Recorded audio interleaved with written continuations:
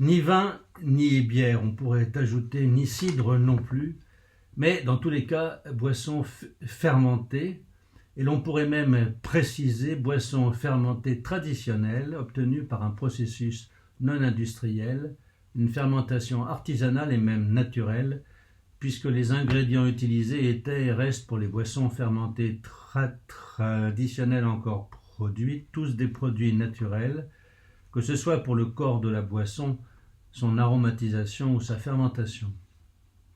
Une boisson fermentée, que l'on la nomme en français vin ou bière, est une boisson légèrement alcoolisée obtenue à l'aide d'enzymes provenant le plus souvent de céréales maltées ou de racines de champignons, voire de salive, à partir de la fermentation des sucres simples, le plus fréquemment des céréales, mais aussi des graminées ou des tubercules, voire des fruits.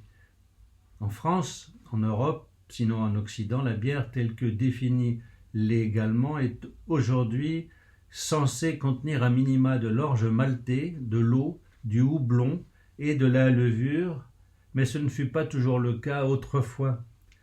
Au temps et au royaume de Charlemagne, ce que l'on nommait dans le royaume le gruit jouait le rôle du houblon et la levure n'existait pas en tant que telle. L'on brassait aussi bien avec du seigle, du froment, qu'avec d'autres céréales. S'il est difficile de savoir ce que pouvait contenir ce mélange dit gruit, qui prit selon le lieu et l'époque bien des formes, les historiens s'accordent pour évoquer sa composition telle qu'imposée par la réglementation des privilèges liés au brassage en pays germanique en tout cas, myrte des marais, Myrica gall, achillée millefeuille, Achillea millefolium, lédon des marais ou lédum palustre, rhododendron tometensum, sermontin, Lacerpitium scillaire, résine de pin, etc. Nul ne sait ce que pouvaient contenir les équivalents du gruit ailleurs en Europe. À ces plantes, les brasseurs pouvaient ajouter des ingrédients comme gingembre, anis, cannelle, cerise, romarin, miel, fruits ou épices, souvent venus d'Extrême-Orient dans un passé plus ou moins proche, pour aromatiser le breuvage. C'est dans ce lointain passé de la bière européenne, variée dans sa production car reflet de la mosaïque ethno-linguistique et agricole de ces temps révolus, que l'on se rapproche de la diversité des boissons fermentées des sociétés tropicales actuelles ou subactuelles, productrices de bière ou vin de palme, riz, millet, etc. La levure industrielle n'étant pas encore disponible, les bières villageoises exotiques étaient jusqu'à récemment remplacées par les équivalents locaux du gruit, ferment obtenu de combinaisons complexes d'ingrédients spécifiques disponibles sur place, sans qu'il n'y ait encore de standardisation mondiale. Nous illustrerons ce point pour l'Asie du Sud-Est. Pourtant, du fait des habitudes prises, et parce que la mémoire orale collective ne remonte guère au-delà de 3 générations, les populations françaises et européennes actuelles associent de plus en plus le mot bière, ou le mot vin selon le contexte, à la définition légale récente et évoquée plus haut, oubliant la diversité poétique et expressive de leur propre passé concernant les boissons fermentées qui étaient la marque du complexe puzzle ethno-linguistique existant avant l'unification royale puis républicaine, les deux pouvoirs étant obnubilés par la création d'un sentiment d'appartenance commune, comme sujet du roi ou comme citoyen, et recherchant à tout prix une centralisation régalienne assurant leur pouvoir central et l'émergence d'une identité nationale propre à ce qui est devenu la France par exemple.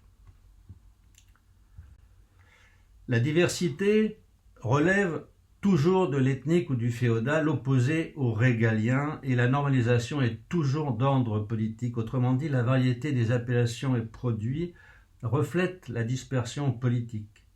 Y remédier, c'est unir, assurer un pouvoir centralisé. Ce fut la même chose pour les unités métrologiques anthropométriques antérieures à la création du système métrique devenu international.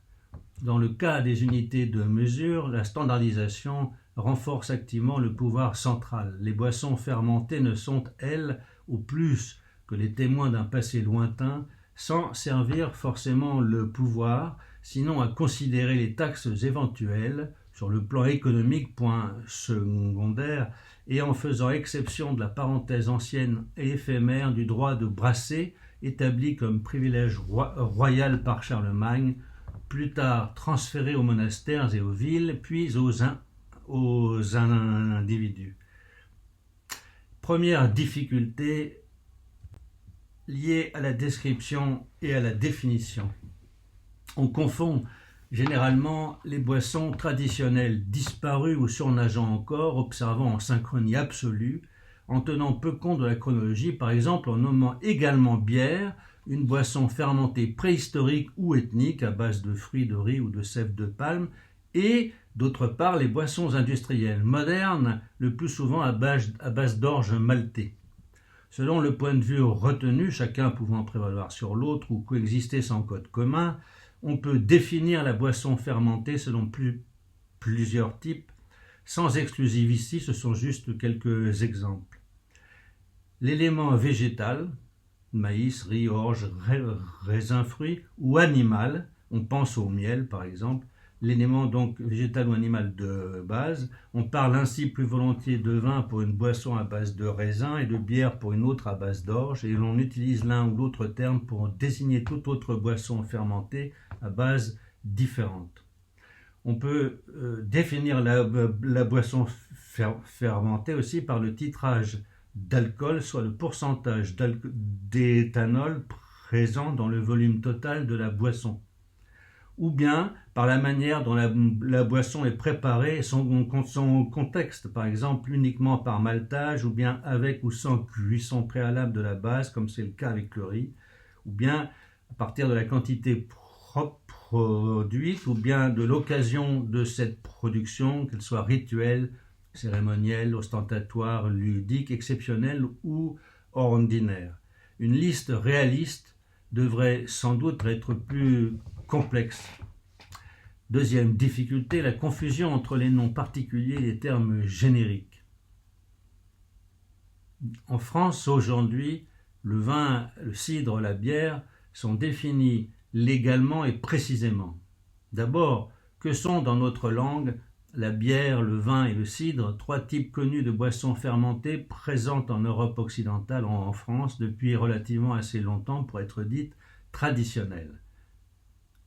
La spécification technique numéro G899 relative aux bières, élaborée par le groupe permanent d'études des marchés des denrées alimentaires et adoptée par la section technique de la Commission centrale des marchés le 8 février 1999 par le décret numéro 92-307 portant application de l'article L412-1 du Code de la consommation en ce qui concerne les bières, définit les critères pour pouvoir appeler une boisson bière.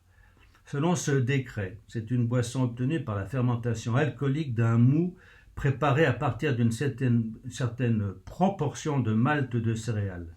Les ingrédients de la bière tels que définis par le décret sont du malt de céréales, des matières premières issues de céréales, éventuellement des sucres alimentaires, du houblon ou des substances conférant de l'amertume provenant du houblon et enfin de l'eau potable.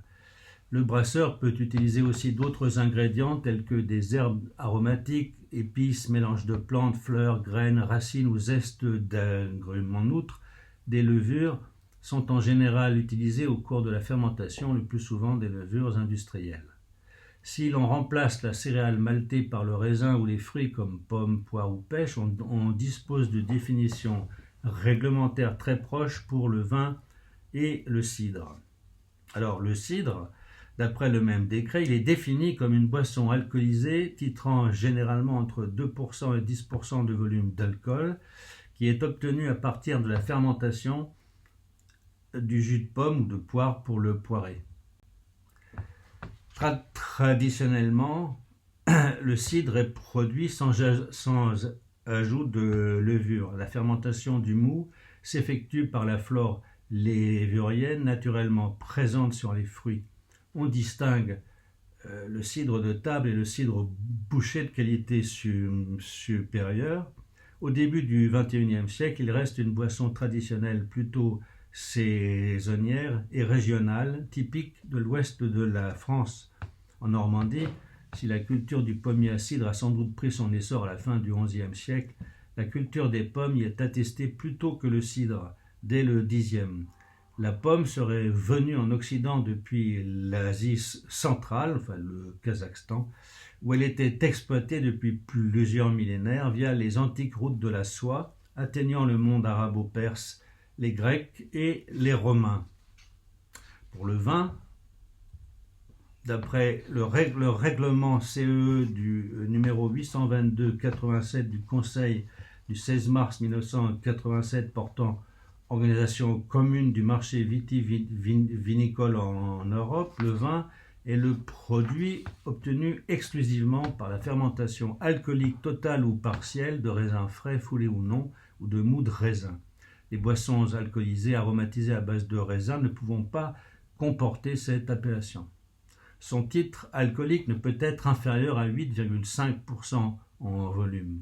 La grande variété de vins existantes au monde s'explique par les différences de terroir, cépage, mode de vinification ou de type d'élevage, ce qui peut donner des vins rouges, rosés ou blancs, et des vins avec un taux de sucre résiduel variable, sec ou doux, ou avec une effervescence variable, ce qu'on appelle les vins tranquilles ou effervescents, ce dernier par exemple le champagne.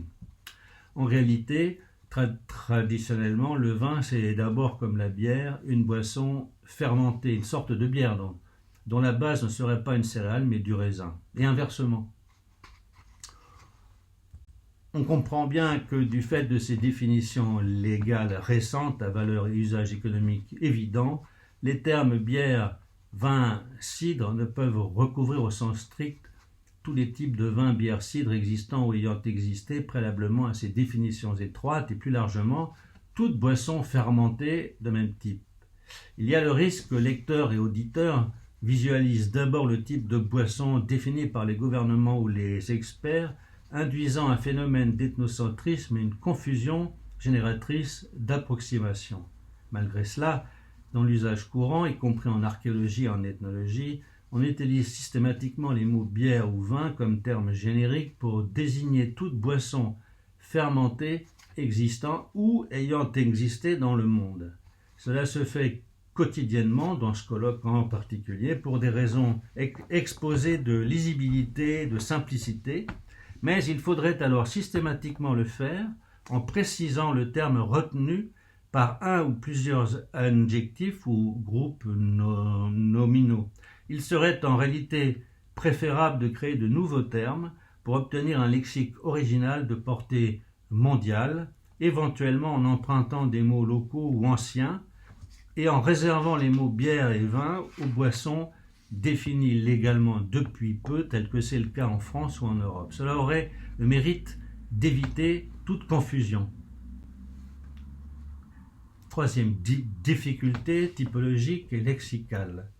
Pour désigner un type de boisson fermentée dans l'appellation populaire, la littérature générale et la littérature scientifique qui en découle, un terme est retenu pour des raisons contextuelles, le plus souvent politiques. Création de l'État avec ses règlements et taxes, conquête, colonisation, influence culturelle, mondialisation ou anglo-saxonisation du monde, etc. Ce terme prédomine sur tous les autres, qu'il s'agisse du patois normand, de l'alsacien, du français de Paris, du français du Burkina, ou de la langue Mossi ou d'Angara du même pays, de la langue Tiaoma du Vietnam, du vietnamien ou du Thaï, etc. Le processus est encore compliqué pour les langues des pays anciennement colonisés, fonction des habitudes et praxis des colonisateurs qui ont influencé les populations et dans bien des cas aussi imposé leurs propres goûts alimentaires et culturels selon le degré de soumission aux vainqueurs du moment ou de la subjugation des dominés envers leurs maîtres, engendrant la reproduction et l'usage chez eux des artefacts, des valeurs extérieures mais dominants.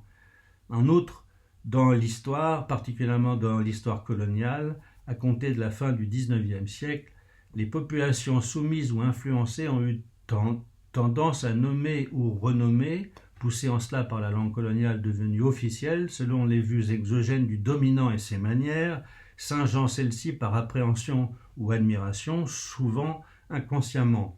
Prenons 2 exemples en Afrique de l'Ouest francophone. D'abord, le mot dot qui désigne en français un fait très minoritaire, celui d'élites riches qui, par ostentation, offrent part de leurs biens à tout prétendant recevable qui voudrait épouser leur fille, en totale opposition aux pratiques courantes majoritaires en Afrique de l'Ouest et même aussi en Asie du Sud-Est, qui consistent en prestations matrimoniales ou ce qu'on appelle le prix de la fiancée, dans lesquelles la future épousée est valorisée. Alors, sur ce sujet, il faudrait voir Alain Testard avant l'histoire, qui est paru en 2012, par exemple. L'emploi du mot dot, comme c'est encore le cas dans l'usage populaire et la littérature scientifique en Afrique de l'Ouest, est une aberration, car il désigne exactement l'inverse de ce qu'il nomme. C'est un héritage colonial, puisque le colonisateur, à son arrivée en Afrique, désigna ce qu'il ne connaissait pas chez lui par des termes qui lui semblaient s'en rapprocher le plus, quitte à ce que localement on lui reconnaisse une définition particulière par rapport au sens lexical d'origine. Autre exemple, toujours en Afrique de l'Ouest, celui de la boisson fermentée issue du mil ou du sorgho nommée dolo au Burkina ou au Mali, tchapalo en Côte d'Ivoire et au Bénin. On peut également mentionner la boisson fermentée issue de la sève de palmier à sucre ou rognier Borassus aethiopium, nommé Bounouk en Diola ou Sung en Wolof du Sénégal, Bangui en Mossi du Burkina et Touguiye en Soussou de Guinée. Dans tous les cas, les acteurs de la colonisation, scientifiques, administrateurs, colons et soldats, désignèrent cette boisson locale comme vin de palme, terme encore en usage chez les scientifiques spécialistes d'eux ou issus de l'Afrique par voie d'usage évidemment, et du fait que les premiers observateurs utilisèrent les termes qui leur étaient familiers, ici le vin, pour désigner une boisson alcoolisée étrangère issue d'une fermentation. Le vin était en effet une boisson plus populaire que la bière et très majoritaire dans les pays latins du sud de l'Europe à cette époque. Sous d'autres tropiques, des colonisateurs venus d'Allemagne, du Royaume-Uni, de Belgique, des Pays-Bas ou de Scandinavie, colonisateurs et aussi humanitaires, politiques, diplomates, hommes d'affaires, etc., choisirent de nommer dans leur langue et pour leur secteur colonial le même type de boisson fermentée locale, bière et non vin, pour les mêmes raisons en fait. On aurait pu désigner le dolo ou le bounouk d'Afrique de l'Ouest comme des cidres locaux, mais cela ne s'est pas fait ou n'a pas pris. Pourquoi ? Certainement car le cidre était et demeure une boisson paysanne en France, c'est-à-dire rurale, sans prestige, au contraire du vin, boisson des élites et de la cour royale, ou de la bière, boisson populaire surclassant les autres en régions nordiques, anglo-saxonnes et germaniques. Mais surtout, en France, le cidre est limité à la partie ouest, Pays Basque, Anjou, Bretagne, Normandie, alors que de nombreux colons et administrateurs coloniaux provenaient du sud de la France où l'on cultive et consomme d'abord du vin. Cependant, renommer quelque chose dans la langue du vainqueur n'est pas forcément coercitif ou méprisant. Cela peut relever aussi de la fierté et de la belle découverte de l'autre. À cet égard, pensons à la fierté française d'évoquer les richesses culturelles de ces colonies lors de l'exposition coloniale internationale de 1931 à Paris. Ainsi, nommer bière ou vin une boisson fermentée africaine ou indo-chinoise inconnue des Français, c'est un moyen de la faire connaître d'eux en empruntant un terme imagé dont l'objet qu'il recouvre ressemble à ce qui est connu en France. Le mot Mosi ou Malinké Dolo, le mot Tiaoma du Vietnam Renum, le mot malais Toi, le mot singalais Todi resteraient hermétiques aux Français, au contraire de leur interprétation parlante en français, bière de millet et bière de riz pour les deux premiers, vin de palme et vin de cocotier pour les deux derniers. Cet usage d'un terme spécifique, devenu générique, dominant tout autre, vient de ce que la langue, le dialecte ou le patois joue localement le rôle de code commun général nécessaire à la délivrance du message. Selon le linguiste Roman Jacobson, dans les fondations du langage, premier tome des essais de linguistique générale publié en 1963 aux éditions de Minuit, en linguistique, le facteur code, c'est-à-dire le lexique, la langue, correspond à la fonction métalinguistique, l'une des principales parmi les 6 fonctions linguistiques répondant aux 6 facteurs nécessaires pour qu'il y ait communication. Propos de boissons fermentées d'Asie du Sud-Est et d'Extrême-Orient, parlons d'abord des bières industrielles à valeur nationale et identitaire aujourd'hui. Que cela concerne le Burkina Faso avec la bière Brakina, la Chine avec la Tsingtao, le Cambodge avec l'Angkor Beer, les Philippines avec la San Miguel, l'Indonésie avec la Bintang, le Vietnam avec la Saigon, Singapour avec la Angkor Beer, la Thaïlande avec la Singa Beer, et pratiquement partout dans le monde aujourd'hui, les citoyens de ces pays et les Occidentaux qui évoquent ces bières industrielles en parlent comme de bières nationales, quasi traditionnelles donc, et en tout cas à valeur identitaire. En réalité, désolé de faire tomber le mythe, il ne s'agit en aucun cas de bières traditionnelles ou nationales à l'origine. Nationales, elles le sont devenues effectivement, mais sur un vrai malentendu, en reproduisant ou en héritant des habitudes, techniques et goûts occidentaux imposés par les colonisateurs, parfois dès la fin du XIXe siècle, le plus souvent après la Première Guerre mondiale, dans les années 20 ou 30, juste avant le déclin des empires coloniaux, sortir de la Seconde Guerre mondiale. Car toutes ces bières, soi-disant nationales, sans aucune exception, ont été créées par des Occidentaux installés en Asie ou ailleurs dans les pays colonisés, ou influencés par les Occidentaux, par des locaux des bourgeois qui ont suivi, qui ont copié les Occidentaux dans leur goût et dans leur technique. Ainsi, la San Miguel Philippines fut créée à Manille en 1890 par un noble catalan, Enrique Barreto y de Icaza, soutenu par l'Église catholique missionnaire. Au Burkina Faso, ancienne Haute-Volta, la bière nationale a été créée en 1960 seulement par des brasseurs français sous le nom de Volta pour les brasseries de Haute-Volta, renommé Brakina pour les brasseries du Burkina en 1983 après la Révolution. Ces brasseries sont toujours actuellement la propriété du groupe français Castel. En Indonésie, ancienne colonie des Indes néerlandaises, l'influence hollandaise subsiste. Heineken possède Multi Bintang, première brasserie du pays, créée par un colon hollandais en 1929 à Surabaya, à la pointe est de l'île de Java. Au Laos et au Vietnam, les premières bières manufacturées, la bière Larue ou Laos et la 33 Export à Saigon, ont été créées par des Français, et la 33 Export le fut par la brasserie Cholon.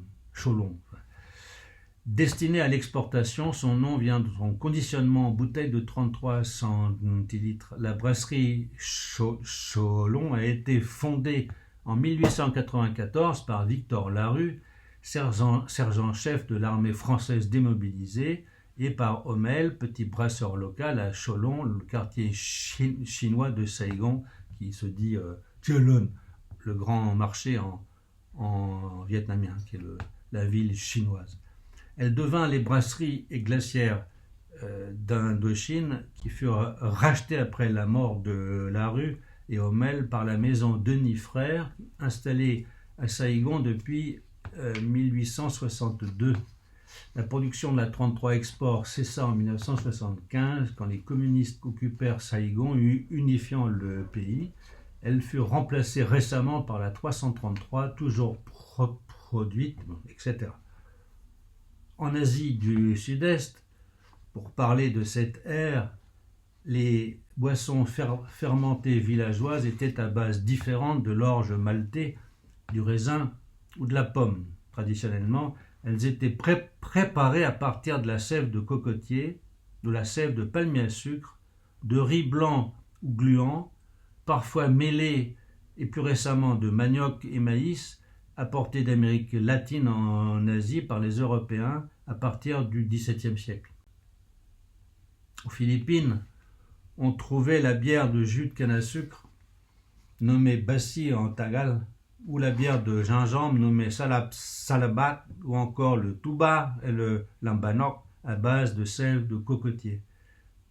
Selon Jacques Dourne, 1950, les Sré des hauts plateaux du Vietnam, parmi la soixantaine des groupes ethniques minoritaires nommés génériquement proto-indo-chinois et considérés comme les autochtones du Vietnam, du Laos et du Cambodge, expliquent que le procédé de fabrication de la bière de riz a une origine légendaire et un but religieux.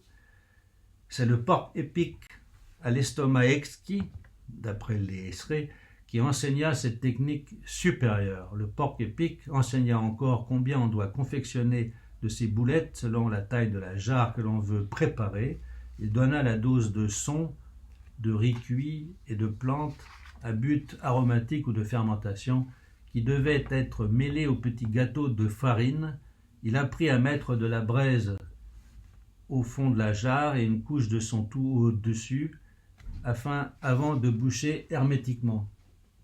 Puis le porc épic se retira l'estomac, le pila et le mêla à la farine, disant: faites ainsi toujours, la bière de riz ne sera vraiment bonne qu'avec un estomac de porc épic.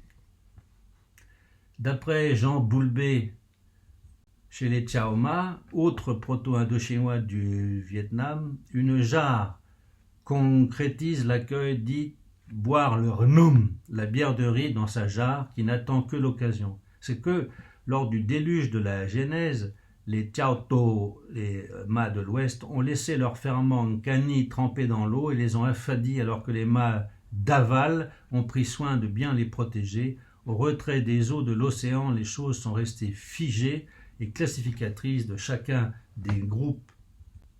Dans les sociétés majoritaires ailleurs, en Asie du Sud-Est, à Java, Sumatra, en Malaisie, au Cambodge, chez les Thaïs, les Birmans, les Philippins et les Laos, les boissons fermentées existent depuis longtemps. Ainsi témoigne le voyageur chinois Chiao Taquan, qui a séjourné au Cambodge d'Angkor au XIIIe siècle, entre 1296 et 1297. Je cite: ces gens ont 4 classes de vin. La première est appelée par les Chinois vin de miel. La classe qui vient ensuite est appelée par les indigènes Pong Yasu. On l'obtient avec des feuilles d'arbre.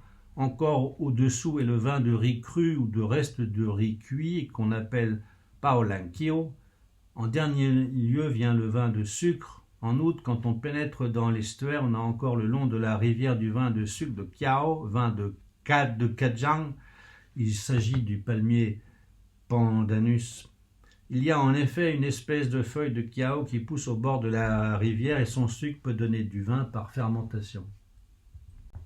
Les paysans khmers actuels fabriquent toujours de la bière. Le géographe Jean Delvert note que le vin de palme est le seul alcool typiquement khmer, produit à partir de jus de palmier à sucre, boras ou rognier, c'est-à-dire Borassus flamellifère. Au Cambodge, les Khmers actuels transforment le jus de palme en bière Tnotchu, c'est-à-dire boisson issue de palme acide.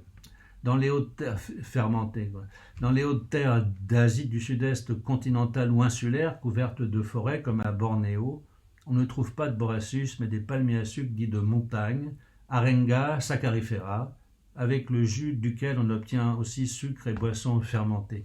Le borassus, c'est au stipe, c'est au tronc, avec une espèce de boule de feuilles, grandes feuilles comme des mains. C'est très caractéristique, alors que les Arenga saccharifera sont des palmiers à feuilles longues qui n'ont presque pas de tronc. Enfin, c'est un tronc un stipe très court. Bon. Les habitants des États Shan en Birmanie fabriquent du vin à partir de raisins ou de pêches fermentées comme les Chinois. La majorité des Birmans fabriquent la bière avec du jus de rognier borassus, de même au Cambodge et en Thaïlande. Georges Condominas, dans Nous avons mangé la forêt de la Pierre Génigaud, sa chronique fameuse publiée en 1957, page 27, précise à propos des propos indo-chinois Mnong, voisins des Djarai et des Tiaoma, je cite, « Il nous arrive parfois d'utiliser le mot alcool à propos de son contenu, mais leur nom n'est en fait qu'une bière de riz. Certes, alcoolisé aux alentours de 5 degrés à 6 degrés, ce breuvage est très rarement plus fort, et dans ce cas aux alentours de 10 degrés. Sa saveur et sa force évoquaient de loin pour Albert Maurice, autre ethnologue des Mnong, dans les années 30, celle d'un vin de Porto. Chez les Mnongars, on ne débouche de jarre qu'en l'honneur des génies ou d'un visiteur étranger. On ne sait pas boire en Suisse, et provoquer sans mobile religieux une beuverie style surprise party est inconcevable. Pour Jeanne Cuisinier, la grande ethnologue française, chez les Muong de proto-indo-chinois du nord du Vietnam, dans sa monographie de 1948, page 201, le vrai breuvage qu'il faut offrir aux autres et qu'il faut accepter, c'est l'alcool de jarre. On donne à cette boisson le nom d'alcool, jarre, bien qu'elle ne soit pas distillée dans un alambic comme l'alcool de riz ou de maïs, elle est obtenue par fermentation et arrive à titrer 15 à 18 degrés quand elle est réussie.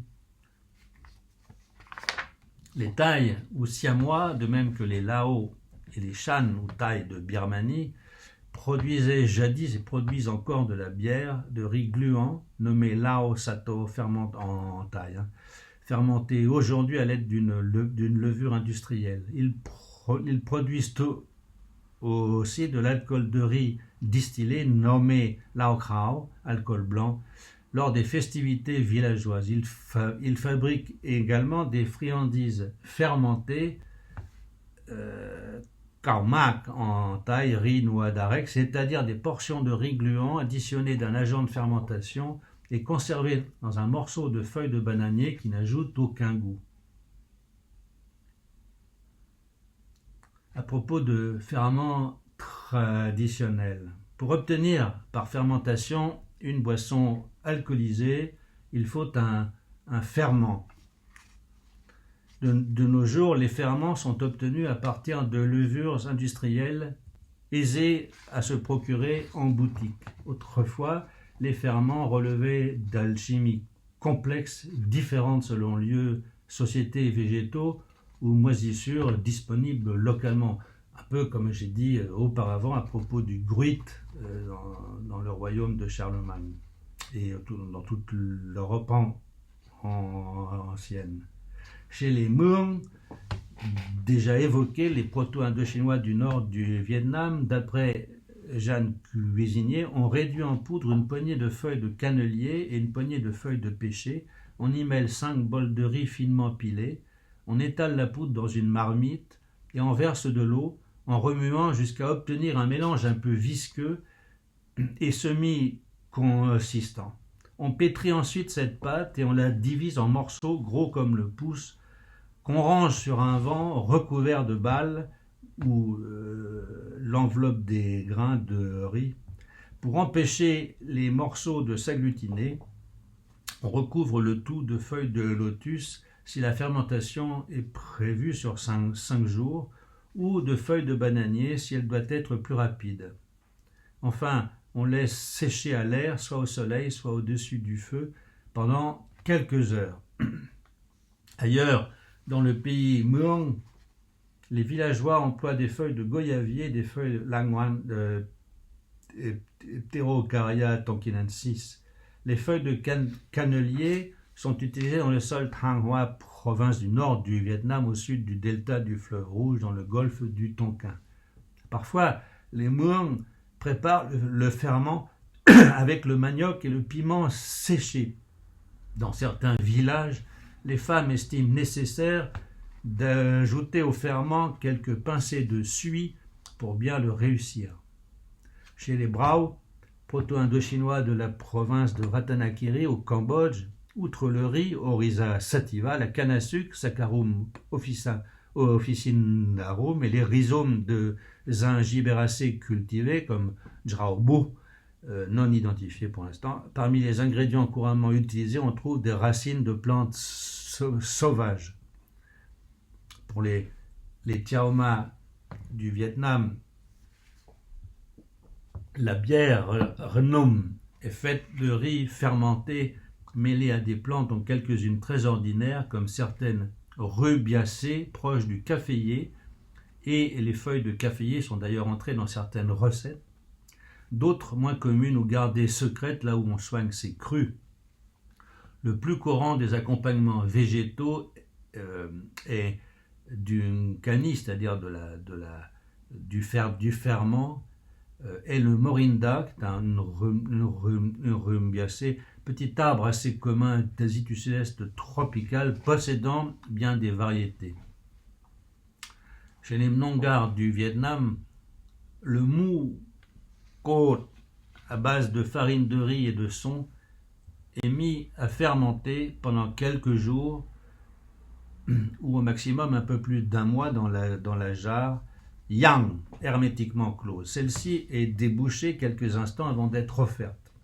D'après Corneille Geste, les Tamangs du Népal utilisent pour fermenter leur bière de maïs des tiges et feuilles de Inula kappa, de Tetrastigma cerulatum et de Ainslia latifolia. Parfois, ils ajoutent de la patate douce, voire certaines lianes non identifiées. Les Newars du Népal emploient, eux, comme ferment pour leur bière de riz ordinaire, Jakitro, une levure manapu composée de différentes plantes sauvages qui est fabriquée par une unique caste, les Tola ou Rajtala, dont c'est l'apanage.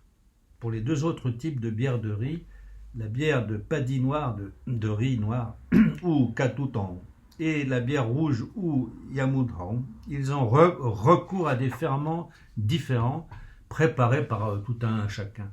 Le ferment de la première, mana ou kimana, est fait de grains de riz cuits à la vapeur, maltés et pré-germés. Chez les Puyuma de Taïwan, autochtones de langue austronésienne, d'après Josiane Coquelin, leur ethnographe, si de nos jours la bière de riz, toujours fabriquée et fermentée à l'aide de levure achetée sur les marchés, elle était il y a encore quelques années un produit local. Ainsi, un écrivain chinois, Lim Tianquang, témoigne qu'en 1687, les Puyuma raffolaient d'une boisson dont la fermentation était obtenue en mâchant le riz et en le recrachant dans des tubes de bambou. Plus récemment, et avant d'acheter la levure du marché, les femmes Puyuma, après avoir nettoyé le récipient contenant le futur mélange avec la plante Vitex negundo aux vertus aseptisantes, le remplissaient de riz gluant décortiqué et ajoutaient une noix de levure, recouvraient le tout d'un tissu et laissaient reposer 8 heures dans une pièce tempérée environ à 20 degrés. La levure était produite à partir d'une réduction d'eau de cuisson de haricots Abrus pecatorius ou candarine en anglo-indien, nommé en français Abrus à chapelet ou pois rouge. C'est une espèce d'arbustes grimpants de la famille des fabacées à graines rouges et noires, hautement toxiques. En Extrême-Orient, la diffusion très large de ces graines qui servent d'unité de mesure minuscule s'est faite par le biais des joailliers, des orfèvres et du commerce de l'opium. À cette eau étaient ajoutées des chrysanthèmes et 2 ou 3 feuilles de jacquier, arbre lactescent. Elle mêlait ensuite ce breuvage à du riz battu et laissait sécher le tout. Chez les Birmans, la fermentation menant à la production de bière de riz, corn ou de palme, voire de canne à sucre, est une phase préliminaire à la distillation. À Miedo, le jus de palme destiné à une distillation est mis à fermenter avec un mélange de feuilles de Strelbus asper et d'écorce de Mimosa leucofloa. À Sandoe, le ferment pour le jus de canne est composé de farine de riz gluant, de dentelaire, Plumbago rosea, de racines de Edicium gracile et de Glycyrrhiza glabra, et de notamment bien d'autres plantes inconnues. Alors, je tire ces informations notamment de Lucien Bernot dans sa monographie sur les Marma ou Mogd parue en 1967. Les Khmers, comme les Djaouis et les Malais, préparent surtout du caramel de palme et réservent une part seulement de leur collecte de jus à la préparation de bière de palme. Pour cela, 2 grands pots de jus bouilli et tamisé sont versés dans une jarre d'une 30aine de litres. On y ajoute un morceau de pétiole de borassus et 1 ou 2 racines non identifiées par les ethnobotanistes spécialistes du Cambodge. Puis, après 24 heures de fermentation, pour l'aromatiser, on y verse une poudre faite de poivre à longs fruits, de poivre noir et de poivre sauvage, de gingembre et de cardamome. Le mot ragi, d'origine hindoustani, noté ragi par les musulmans du Décan et kafir en tamil, dérive du sanskrit raga, qui veut dire rouge, et désigne à l'origine un grain rougeâtre, et le zine Coracanna gert ou Sinosaurus coracanus linné, d'après Hobson Jobson en 1886. Les Djaouis désignent tous les types de ferments qu'ils peuvent utiliser du terme ragi. Les Djaouis qui sont les Malais du sud de la Thaïlande, les musulmans du sud de la Thaïlande.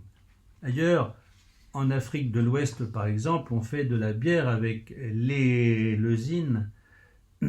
Les ferments usuels des villageois djaouis sont un mélange bouilli de riz et plantes diverses additionnés d'eau et laissés sécher, et de l'écorce de l'anarcadier ou arbre à noix de cajou, Anarcadium occidental, linné qui est une Anarcadiacée, apportée d'Amérique tropicale par les Européens à partir du XVIIe. Dans ce dernier cas, le jus de palme frais auquel on a mélangé des morceaux d'écorce de cet arbre est laissé à fermenter une seule nuit dans un récipient fermé et peut être consommé dès le lendemain. Aux Philippines, dans l'île de Palawan, la majorité des habitants et sarteurs animistes consomment de la bière de riz. Pour obtenir ce breuvage, ils utilisent 50% de riz cuit décortiqué et 50% de riz cuit non décortiqué. Mélange qu'ils font cuire doucement et qu'ils saupoudrent de ferment.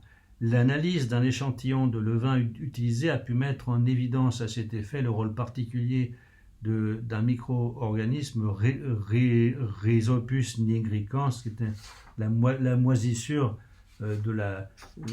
usuelle du pain, qui se développe sous forme de filaments dans les sols, sur les fruits et sur les végétaux en décomposition. Toutefois, certains Palawan, suivant une ligne de partage géographique assez nette, consomment essentiellement de l'hydromel. Dans ce cas, ils n'utilisent pas de ferment, les micro-organismes de l'air ambiant suffisent à la fermentation du miel, d'après MacDonald, communication personnelle. À propos de gâteaux rituels, qui sont des marqueurs d'archéologie alimentaire, les témoins de boissons disparues, chez les Djaouis, la bière de riz Tourbua, en diaoui, tuak beras en malais, étaient encore fabriqués et consommés par eux jusque dans les années 1970.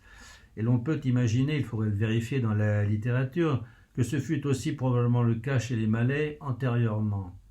Cette boisson fermentée est en tout cas désormais prohibée chez les Jawi en raison d'un renouveau de l'islam appliqué de façon assez rigoriste selon le canon arabe depuis les années 1990 et chez les Malais une ou deux décennies avant eux. Il n'en reste comme témoin que les gâteaux fermentés nommés tapais chez les Jawi et tapai chez les Malais et les Indonésiens de Java.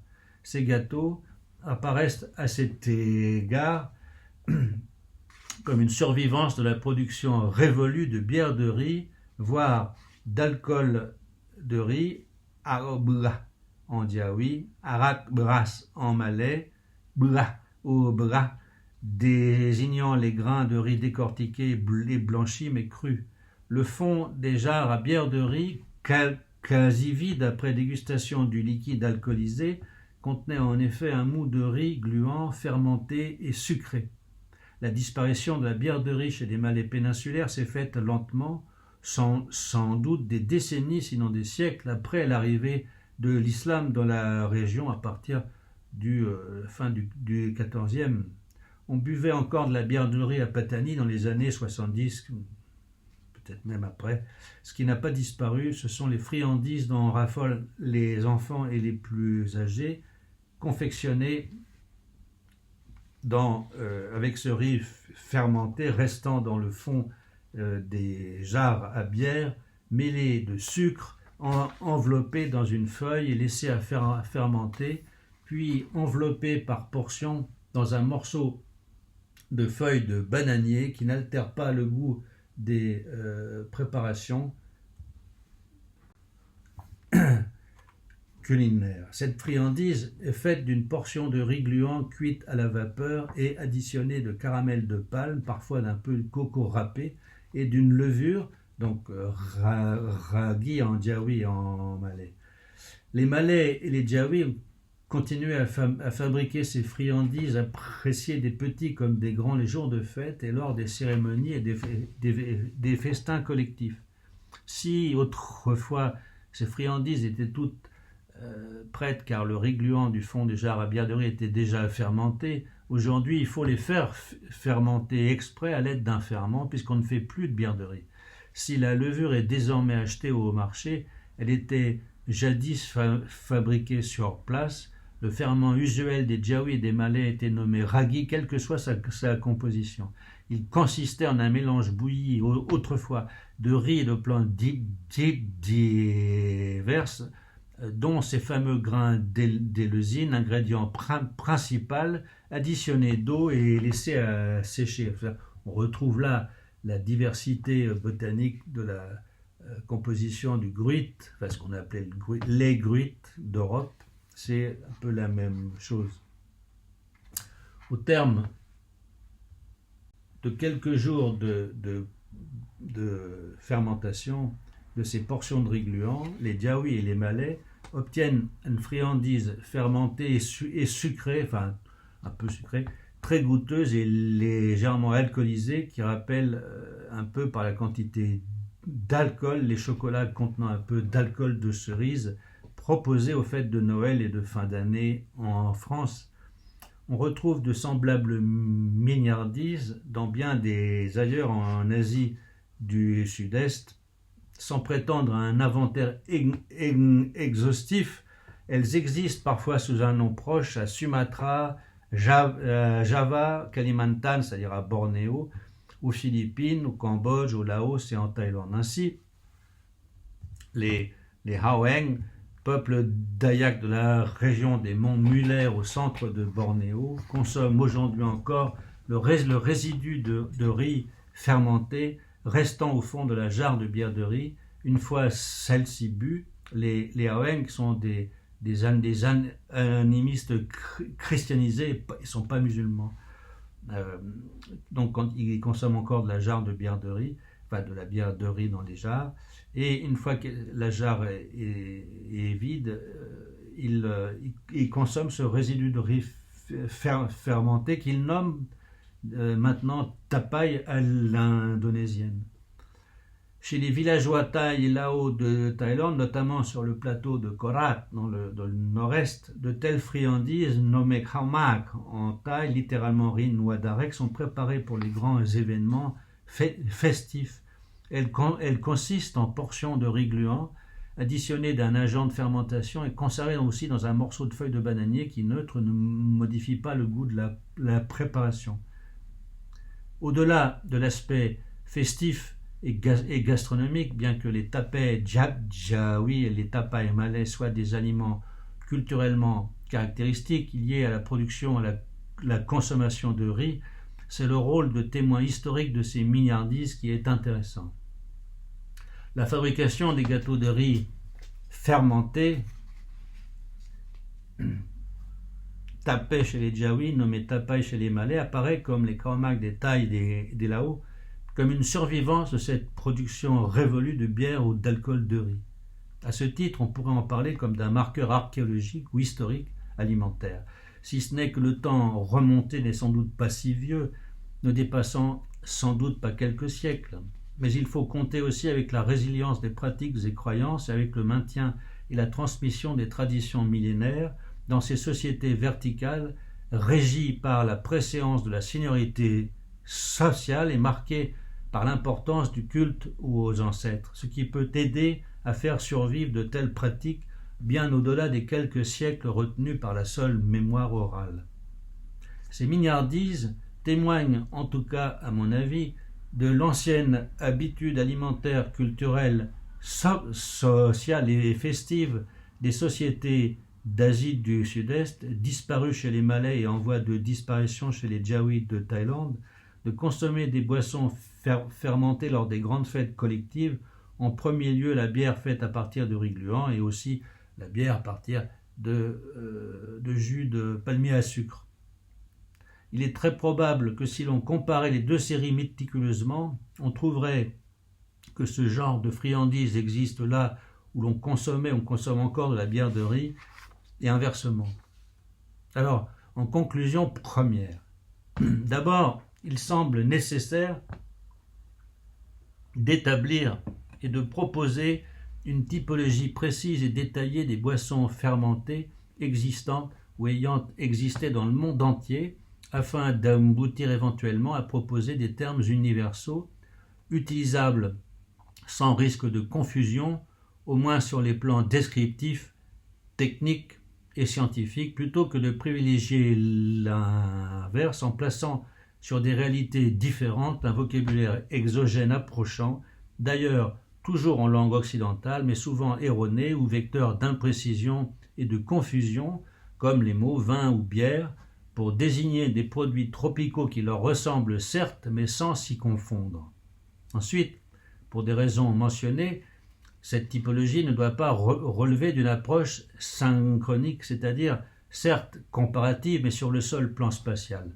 Elle doit au contraire être résolument chronologique dans une approche diachronique, c'est-à-dire prendre en compte autant que possible les boissons, techniques, savoirs et goûts ou modes du passé en liaison avec les institutions sociales, mais aussi avec les techniques agricoles, car le type de boisson qui prime n'importe où dépend évidemment du type de produit agricole dominant la région concernée, qu'il s'agisse de fruits, de céréales ou d'autres éléments végétaux ou animaux. L'on produit de la bière au sens strict là où l'orge domine, comme l'on produit du vin là où règnent les vignes, et du cidre là où les pommiers triomphent. De même, on trouve de la boisson fermentée de mil ou de sorgho ou de manioc ou de maïs ou de riz ou de cocotier ou de palmier à sucre ou de fruits selon la dominante agricole ou horticole locale. En conclusion seconde, tout d'abord, en ce qui concerne la désignation générale de la boisson fermentée étudiée, il est nécessaire de préciser pour chaque cas, ceci pour le monde entier d'un point de vue spatial et pour l'époque concernée d'un point de vue temporel, s'il s'agit d'une boisson traditionnelle, c'est-à-dire rurale, villageoise, populaire, relevant de la sphère locale et de la tradition orale, ou bien d'une boisson manufacturées et surtout industrielles. Dans le premier cas, les boissons produites peuvent nous faire remonter à la préhistoire et perdurer actuellement. Dans le second cas, la chronologie est évidemment récente, remontant plus ou moins et au plus loin à la révolution industrielle européenne, remontant au mieux au XVIIIe voire au XIXe siècle. L'épithète traditionnelle ou industrielle doit donc toujours être accolée au terme générique retenu, soit bière, soit vin, soit cidre, soit autre, ce dernier à définir selon des modèles existants ou ayant existé, ou à forger suivant une typologie générale à établir. Ensuite, il faut choisir une base commune pour cette typologie. Celle-ci peut en effet s'appuyer sur les définitions politiques retenues par les États, comme on l'a cité pour les définitions gouvernementales des bières, vins et cidres en France ou en Europe. Elle peut aussi être établie à partir de définitions techniques, types de produits tels que le raisin, l'orge, le sorgho, le riz, le maïs, le manioc, la pêche ou la pomme, ou encore selon leur propension ou leur degré d'alcool ou titrage alcoométrique, aussi appelé degré alcoolique, défini en chimie comme le rapport entre le volume d'éthanol contenu dans le mélange et le volume total du mélange à la température de 20 degrés Celsius. Elle peut enfin être fondée sur des définitions culturelles issues de techniques et produits locaux, en proposant par exemple des termes non plus issus des langues occidentales mais de langues exotiques à l'Europe, comme la chicha des Andes, le dolo du Mali, le toak malais, la cervoise celte, le sato siamois et lao, le toddy de Sri Lanka, le saté japonais, entre autres exemples. Ceci non pas par contrition et repentir post-colonial, ou suivant la tendance wokiste à la mode, mais pour se rapprocher au mieux des spécificités techniques propres aux boissons traditionnelles anciennes ou modernes, en opposition aux boissons industrialisées modernes qui camouflent une grande part de la complexité originale des premières par la standardisation, la mondialisation et donc l'uniformisation de leurs procédés et goûts. Un énorme travail comparatif et de recherche diachronique interdisciplinaire reste donc à faire, mais c'est probablement impératif au bénéfice de tous, en premier lieu de nos disciplines, pour servir la clarté des propos et la lecture du public, quel qu'il soit, consommateur ou décideur. Je vous remercie.